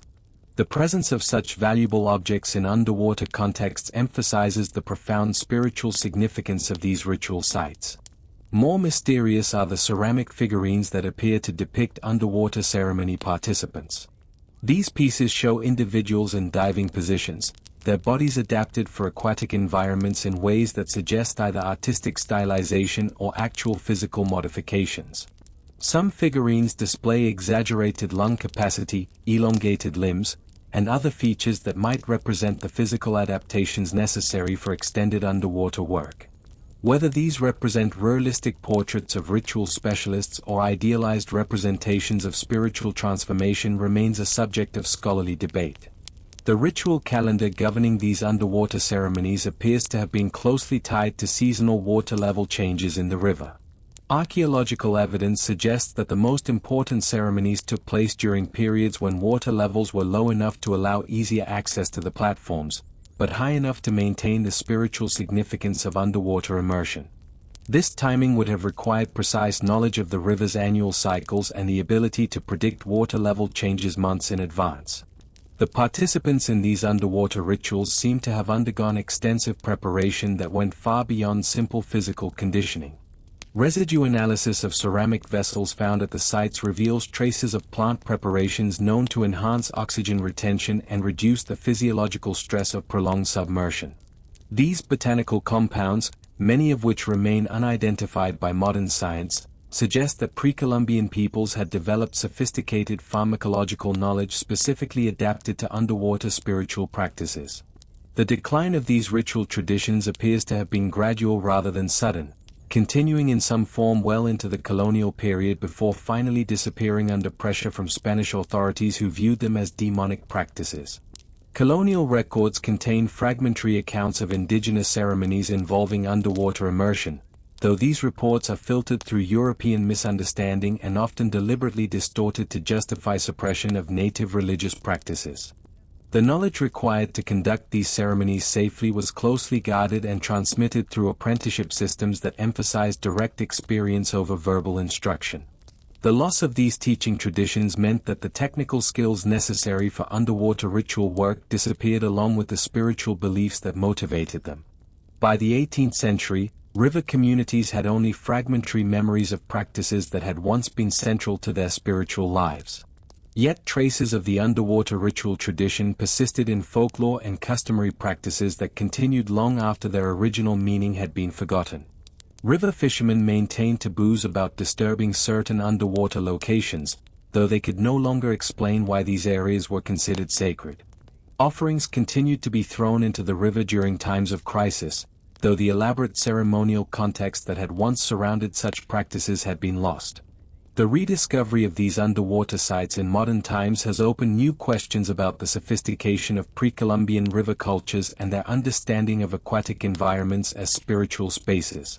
The engineering challenges overcome by these ancient builders suggest technological capabilities that mainstream archaeology has been reluctant to acknowledge. The spiritual practices they supported reveal ways of thinking about the relationship between human consciousness and water that differ fundamentally from European traditions. Contemporary river communities, learning about these archaeological discoveries, have begun to reinterpret their own experiences in light of this ancient legacy. The mysterious phenomena that have plagued places like Puerto Alegre take on new meaning when understood as potential manifestations of spiritual forces that were once honored through elaborate underwater ceremonies. The river's apparent hostility to human activity might represent not random malevolence, but rather the response of spiritual entities that are no longer receiving the recognition and respect that centuries of ritual practice once provided. The relationship between gold and the Magdalena River extends far beyond the simple presence of precious metal in the riverbed. It encompasses a complex history of spiritual significance, economic exploitation, and cultural transformation that has shaped human interaction with these waters for over 1,000 years. The stories of hidden treasure that circulate through river communities are not merely tales of buried pirate hordes or lost Spanish galleons, but rather echoes of much older traditions that understood gold as a sacred material whose power was intimately connected to the spiritual forces that governed the river itself. Pre-Columbian peoples of the Magdalena region possessed sophisticated knowledge of gold working that rivaled any contemporary civilization. Their techniques for extracting, purifying, and shaping the metal demonstrate understanding of metallurgical principles that would not be equaled in Europe for centuries. Yet their approach to gold differed fundamentally from European concepts of the metal as a store of economic value. For indigenous peoples, Gold was primarily a sacred material whose spiritual properties made it essential for ceremonies designed to maintain harmony between human and natural worlds. The famous El Dorado legend, which drove Spanish exploration of the region for decades, was based on actual ceremonies practiced by indigenous peoples near Bogotá, but similar traditions existed throughout the Magdalena watershed. These rituals involved the systematic deposition of gold objects in bodies of water, offerings intended to honor the spiritual forces that controlled rainfall, flooding, and the river's bounty. The quantities of gold committed to these underwater offerings were staggering by any standard. Spanish chroniclers reported ceremonies where thousands of pieces were thrown into sacred lakes and rivers during single events. The ritual deposition of gold in the Magdalena was not random but followed sophisticated principles that governed which objects should be offered, when offerings should be made, and where in the river they should be placed. Archaeological evidence suggests that specific types of gold objects were associated with particular spiritual purposes. Figurines depicting aquatic animals for ceremonies related to fishing success, elaborate ornaments for rituals honoring river spirits, and specially crafted pieces for ceremonies marking seasonal transitions or community crises. The locations chosen for these offerings were themselves sacred, selected according to criteria that combined practical knowledge of river hydraulics with spiritual understanding of the forces that inhabited different sections of the waterway. Deep pools where currents created underwater caverns were particularly favored, as these locations were believed to provide direct access to the underworld realms where river spirits made their homes. The gold objects thrown into these pools were not considered lost but rather delivered to their intended recipients in the underwater world. Spanish conquistadors, learning of these practices, interpreted them through the lens of European treasure hunting traditions. They saw evidence of vast quantities of gold being deposited in the river and assumed that recovery would be simply a matter of locating and retrieving the objects. Numerous expeditions were mounted to drain or dredge sections of the Magdalena in search of indigenous gold deposits, but these efforts consistently failed to recover the quantities of treasure that Spanish accounts suggested should be present. The failure of these treasure hunting expeditions cannot be explained by simple technical limitations. Spanish engineering capabilities were adequate for recovering objects from riverbed locations, and many expeditions were well-funded and professionally organized. The problem lay in the Spanish misunderstanding of indigenous spiritual practices and their relationship to the physical landscape. The gold objects were not simply thrown into the river at random locations where they could be easily recovered, but were placed according to spiritual principles that governed their accessibility to human retrieval. Indigenous accounts, filtered through colonial translation and often deliberately obscured to protect sacred knowledge, suggest that the gold offerings were placed in locations where they would be protected by the same spiritual forces they were intended to honor. Attempts to recover them without proper spiritual preparation would fail not because of physical obstacles, but because the objects themselves would resist retrieval by those who lacked understanding of their sacred nature. The Spanish pursuit of river gold had devastating effects on indigenous communities. Entire populations were enslaved and forced to work as divers, attempting to recover treasures whose locations they might not have known and whose spiritual significance made recovery problematic even when locations were identified. The physical demands of diving in the muddy, current-driven waters of the Magdalena claimed countless lives, while the spiritual trauma of being forced to desecrate sacred sites destroyed cultural practices that had maintained community identity for generations. Yet the gold deposits continued to exert influence on the river's human history long after the initial Spanish expeditions had ended. Throughout the colonial period and into the Republican era, stories circulated of vast treasures waiting to be discovered by those with the right knowledge or equipment. These tales attracted treasure hunters from across the Americas and Europe, each convinced that previous expeditions had failed due to inadequate preparation or bad luck rather than fundamental misunderstanding of the treasure's nature. The persistence of gold hunting activities along the Magdalena had long-term consequences for river communities. Areas that had once been considered sacred were repeatedly disturbed by treasure seekers, disrupting whatever spiritual protections might have existed and potentially explaining some of the supernatural phenomena that later plagued fishing communities. The desecration of sacred sites, according to indigenous understanding, would inevitably result in spiritual imbalance that could manifest as hostility from river spirits toward human activity in general. Modern archaeological techniques have confirmed the presence of significant gold deposits in the Magdalena riverbed, validating at least the basic accuracy of Spanish accounts about the quantities of precious metal that were richly deposited in the water. Remote sensing equipment has identified numerous underwater sites where metal concentrations suggest the presence of large numbers of gold objects. Yet attempts to systematically recover these deposits continue to face the same mysterious obstacles that frustrated Spanish treasure hunters centuries ago. Professional archaeological expeditions, operating with sophisticated diving equipment and underwater metal detection technology, report consistent patterns of equipment failure and operational difficulties when working in areas identified as likely gold deposit sites. Underwater visibility drops to zero without apparent cause, currents shift unpredictably to make diving dangerous, and metal detection equipment malfunctions in ways that cannot be explained by environmental factors alone. The gold hidden in the mud of the Magdalena thus remains largely hidden, protected by a combination of physical obstacles and forces that resist scientific explanation. River communities continue to tell stories of fishermen who occasionally recover small gold objects in their nets, always in circumstances that suggest the river itself has chosen to release these treasures rather than having them discovered through human effort. These objects, when they surface, are often regarded with suspicion by local people who understand that gold from the river carries spiritual significance that extends far beyond its material value. The relationship between hidden gold and contemporary river phenomena remains a subject of speculation among those who take seriously the spiritual dimensions of indigenous traditions. Some theorize that the supernatural hostility exhibited by certain sections of the Magdalena might be connected to the presence of unrecovered sacred offerings, spiritual deposits that continue to generate protective forces around their underwater locations. If this interpretation is correct, the gold hidden in the mud represents not just archaeological treasure, but active spiritual technology that continues to influence the river's relationship with human communities centuries after its original deposition.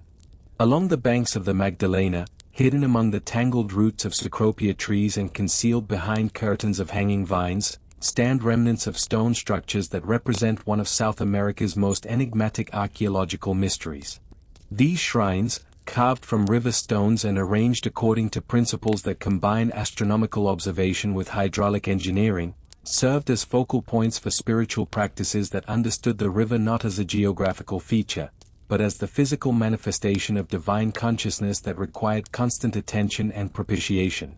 The construction of these riverside shrines required knowledge that spanned multiple disciplines in ways that challenge modern assumptions about the compartmentalization of ancient knowledge systems.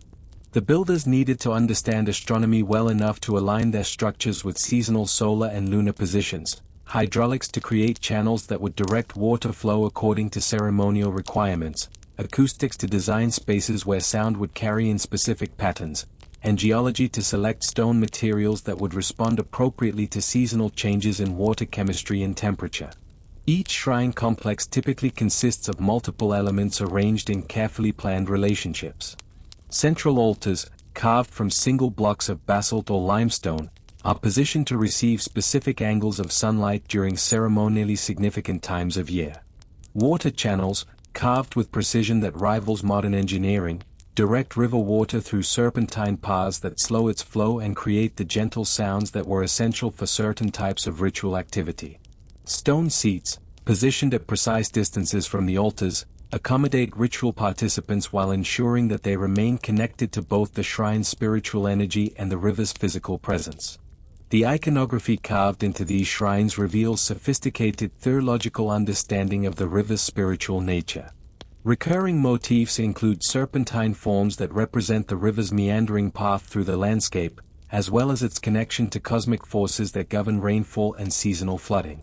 Human figures depicted in various states of transformation suggest ritual practices involving altered consciousness, while aquatic animals carved with anatomical precision indicate detailed knowledge of the ecosystem that the river supported. More mysterious are the hybrid figures that appear throughout the shrine complexes, beings that combine human and animal characteristics in ways that suggest either artistic stylization or actual spiritual entities that were believed to inhabit the river environment. These figures often display features associated with aquatic adaptation, enlarged lung capacity, webbed appendages, and sensory organs positioned for underwater perception. Whether these represent idealized spiritual beings or portraits of ritual specialists who had undergone physical transformation remains a subject of scholarly debate.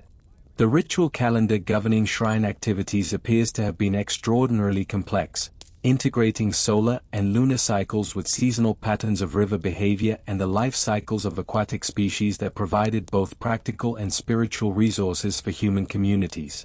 Stone markers at many shrine sites indicate observation points for tracking the movements of celestial bodies, while water level indicators suggest that ceremony timing was also coordinated with predictable changes in river flow and seasonal flooding patterns. The ceremonies themselves, as reconstructed from archaeological evidence and fragmentary colonial accounts, involved community participation on a scale that required careful organization and extensive preparation. Stone seating areas at major shrine complexes could accommodate hundreds of participants, while smaller shrines seem designed for more intimate gatherings focused on specific spiritual purposes. The acoustic properties of these spaces suggest that sound, singing, chanting, and musical performance played central roles in the ritual activities. Evidence of specialized ritual equipment found at shrine sites indicates that ceremonies involved sophisticated manipulation of consciousness-altering substances. Ceramic vessels designed for heating plant preparations, stone mortars for grinding botanical materials, and filtration systems for processing psychoactive compounds all point to pharmaceutical knowledge that was specifically adapted for spiritual purposes. The chemical residues found in these artifacts suggest that multiple plant species were combined according to formulas that enhanced spiritual perception while maintaining the physical capabilities necessary for extended ritual participation. The colonial suppression of shrine-based rituals was particularly thorough and devastating, as these sites represented visible challenges to Spanish claims of spiritual authority over indigenous populations. Many shrines were deliberately destroyed, their stones scattered or incorporated into Christian churches built on the same sites. Yet the destruction was rarely complete. The knowledge systems that governed shrine construction had also prepared for the possibility of persecution, incorporating hidden elements that allowed for partial reconstruction even after apparent total destruction. Some shrines survived colonial persecution by adapting their function to accommodate Christian overlay while preserving essential indigenous elements. Stone altars were rededicated to Catholic saints, while maintaining their original astronomical alignments and hydraulic features. Water channels continued to direct river flow according to ancient patterns, but were explained to Spanish authorities as practical engineering rather than spiritual technology. Iconographic elements were either hidden beneath later additions or reinterpreted through Christian symbolism that masked their original meanings. The gradual abandonment of active shrine maintenance during the colonial period led to their physical deterioration, but also to their spiritual transformation. As human communities lost the knowledge necessary to conduct proper ceremonies, the shrines themselves were believed to have taken on independent spiritual existence. They became locations where river spirits congregated, places of power that required respectful approach but no longer accepted human direction of their energies. Contemporary river communities maintain complex relationships with the surviving shrine sites. Many are still recognized as spiritually significant locations that should be approached with caution and respect, though the specific ritual knowledge that once governed interaction with them has been lost. Fishermen report that certain shrines remain active in the sense that they continue to influence local water conditions and fish behavior, creating areas where normal fishing techniques may succeed or fail according to patterns that suggest continuing spiritual activity. The archaeological study of these shrines has revealed engineering capabilities that challenge conventional understanding of pre-Columbian technological development. Water management systems incorporate principles of hydraulic engineering that were not known in Europe until centuries later. Acoustic design demonstrates understanding of sound propagation that rivals modern architectural acoustics. Astronomical alignments reveal mathematical knowledge that suggests sophisticated understanding of celestial mechanics and their relationship to terrestrial cycles.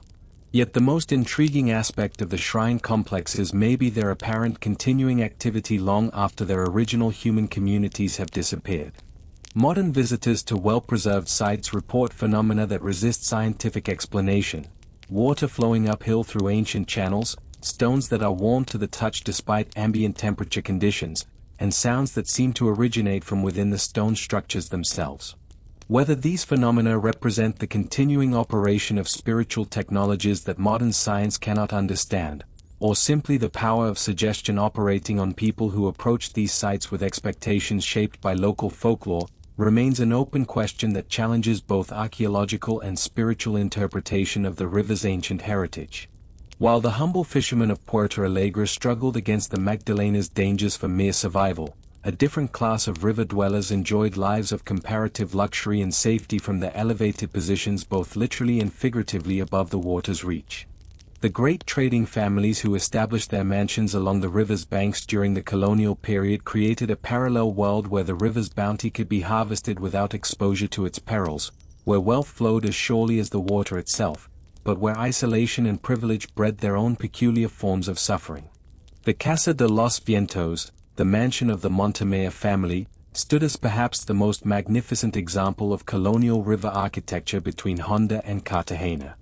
Built on a limestone bluff 40 feet above the Magdalena's highest flood levels, the three-story structure commanded views of the river for miles in either direction while remaining safely removed from the humidity, insects, and spiritual unease that plagued those who lived closer to the water.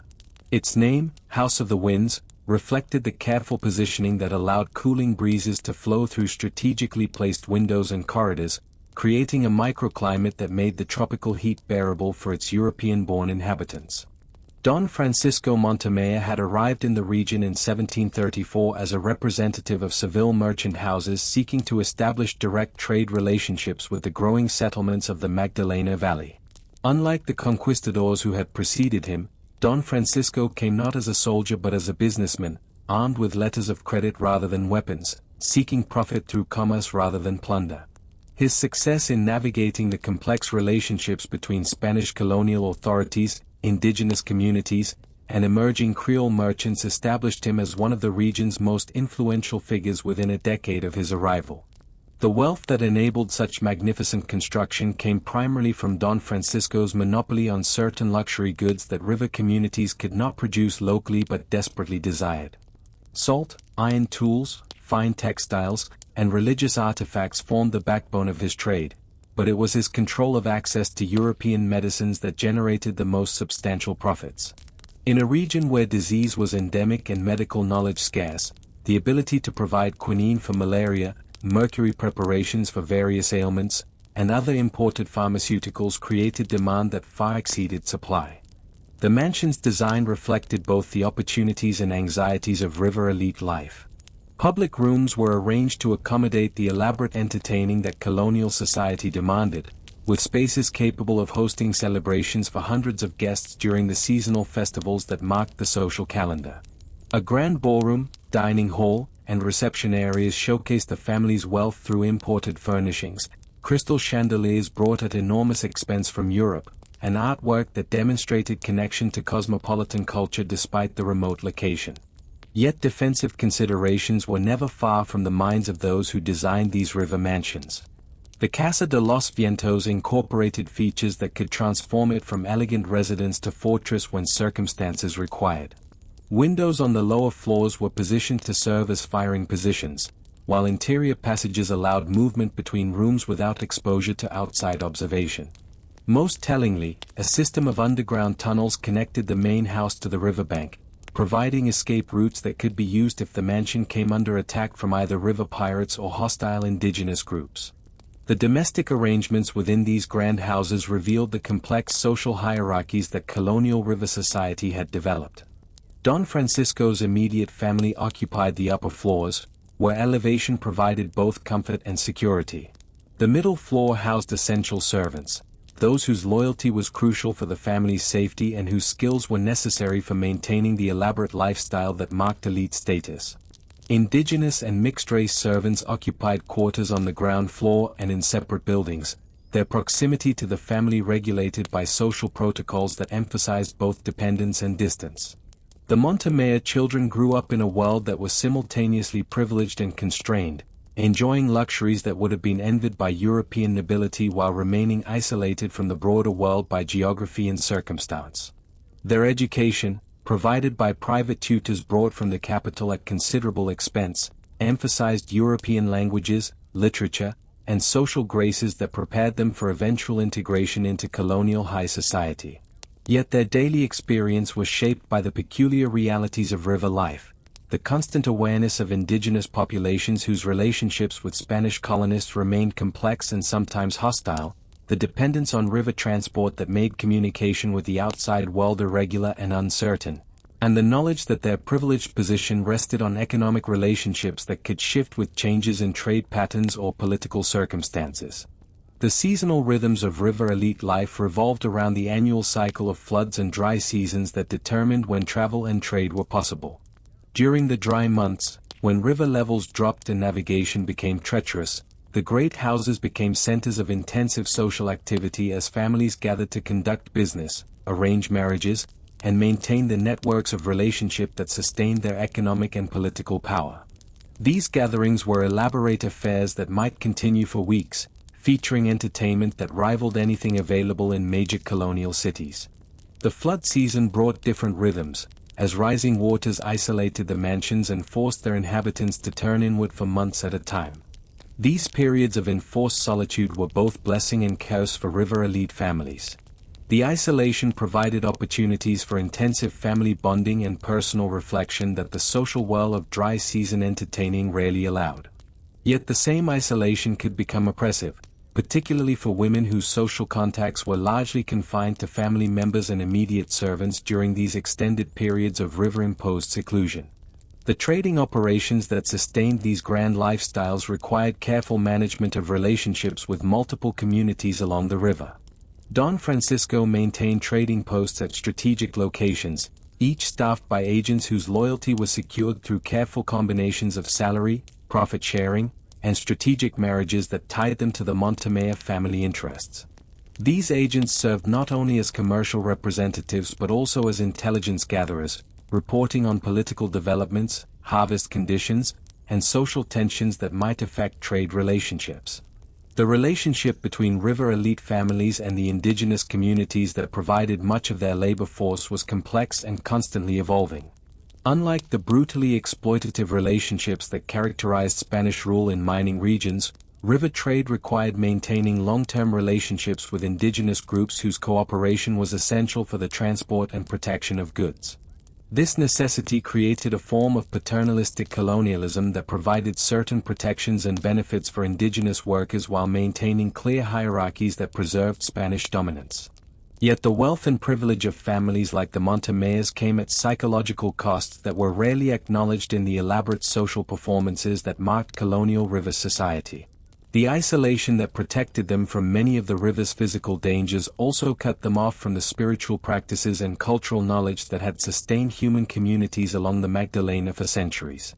Living above the river rather than with it, they enjoyed safety at the cost of connection to the forces that shaped life in the region. The spiritual poverty of river elite life became particularly apparent during times of crisis, when the supernatural phenomena that troubled fishing communities also affected the great houses. The elevated positions that protected mansions from floods and disease provided no defense against the spiritual unease that seemed to emanate from the river itself during certain seasons. Servants reported strange sounds at night, unexplained equipment failures, and the gradual deterioration of mental health among family members who spent too much time staring at the river from their elevated windows. The children of river elite families often experienced the most severe psychological effects of their isolation from indigenous spiritual traditions. Raised in European cultural patterns but surrounded by an environment that operated according to different rules, they frequently developed forms of mental distress that their tutors were ill-equipped to address. Some became obsessed with the river itself, spending hours watching its movements and claiming to hear voices calling from the water. Others developed paralyzing fears of the natural world, unable to venture outside the protective walls of their family compounds without experiencing panic attacks that no European medical knowledge could explain or treat. The economic foundation of river elite prosperity proved surprisingly fragile when subjected to the spiritual disturbances that periodically affected the region. Trading operations that depended on the cooperation of river communities could be disrupted when those communities experienced supernatural crises like the one that had affected Puerto Alegre. Indigenous workers would abandon their positions without explanation, river transport would become unreliable as boatmen refused to work certain stretches of water, and the delicate network of relationships that sustained commerce would fracture under pressures that Spanish colonial understanding was poorly equipped to address. The decline of families like the Montemayor's often began not with economic reverses or political changes, but with the gradual erosion of their ability to maintain the spiritual equilibrium necessary for successful life along the Magdalena. As indigenous spiritual practices were suppressed and the traditional ceremonies that had maintained harmony between human and river communities were abandoned, the great houses found themselves increasingly vulnerable to the same supernatural disturbances that had always troubled those who lived closer to the water. The mansions themselves, despite their grand construction and strategic positioning, proved unable to provide lasting protection against forces that operated according to spiritual rather than physical principles. Families would abandon houses that had taken decades to build and furnish, driven away not by flood or fire or human enemy, but by a growing sense that the river itself had withdrawn its tolerance for their presence. The empty mansions, gradually claimed by tropical vegetation and seasonal floods, became monuments to the limitations of wealth and privilege in an environment where survival ultimately depended on understanding and respecting powers that European culture had taught its colonial representatives to dismiss as primitive superstition. As the last light fades over the Magdalena River, carrying with it another day in the endless cycle of water flowing toward the sea, we find ourselves at the end of our journey into a world where survival was measured not in comfort or prosperity, but in the simple ability to see another dawn break over waters that held both life and death in their muddy embrace. The story of Marcos Herrera and the fishing communities of colonial Colombia reminds us that human resilience takes many forms, but perhaps none more remarkable than the quiet courage required to face each day in an environment where every necessity of life came wrapped in mortal danger. These river people understood something that our modern world, with its illusion of separation from natural forces, has largely forgotten: that human existence is always a negotiation with powers larger than ourselves, whether we choose to acknowledge them or not. The fishermen who rose before dawn each morning, despite knowing that crocodiles waited in the depths and that their nets might snag on human bones, demonstrated a form of bravery that was neither dramatic nor celebrated, but was perhaps all the more profound for its quiet persistence. Their wives, who watched from shore as their husbands paddled into morning mist that might swallow them entirely, showed a courage that was measured not in single moments of heroism but in the accumulated weight of countless acts of faith. Even the river elite, insulated by wealth and elevation from the immediate dangers that claimed fishermen like Marcos, could not ultimately escape the spiritual forces that govern life along the Magdalena. Their mansions, for all their grandeur, proved temporary shelters in a landscape where the deepest realities operated according to rules that European understanding was unprepared to recognize. In the end, privilege provided only the illusion of safety in a world where true security required wisdom that could not be purchased or inherited. The mysteries we have explored tonight, the legends of shape-shifting beings, the underwater temples with their hidden gold, the shrines that may still pulse with ancient power, remind us that the boundary between the known and unknown remains more porous than our rational minds prefer to acknowledge. The fishermen who vanished into the river's depths may have discovered truths that those of us who remain on dry land can only glimpse through stories that filter down through generations like silt carried by an eternal current. Perhaps the greatest lesson of the Magdalena River communities lies not in their struggles against crocodiles or supernatural forces, but in their understanding that life itself is always a collaboration with mystery. They knew that survival required more than skill or courage or even luck. It demanded recognition that we share this world with intelligences that operate according to their own purposes, whether we call them spirits or simply acknowledge them as the vast complexity of forces beyond human control or understanding. As you settle into sleep tonight, safe in your modern bed far from the humid banks of the Magdalena, you might spare a thought for those who made their lives along waters that demanded everything and promised nothing except the possibility of another day's fishing. Their stories remind us that human endurance is perhaps most beautiful when it asks for no recognition, when it simply continues, dawn after dawn, against odds that would break lesser spirits. The river flows on, carrying its secrets toward the Caribbean, indifferent to the small human dramas that play out along its banks. Yet in its eternal movement lies a comfort that transcends the particular sufferings of any individual fisherman or the rise and fall of any trading family's fortune. The water that frightened Marcos Herrera is the same water that has sustained countless generations and will continue flowing long after our own concerns have been forgotten.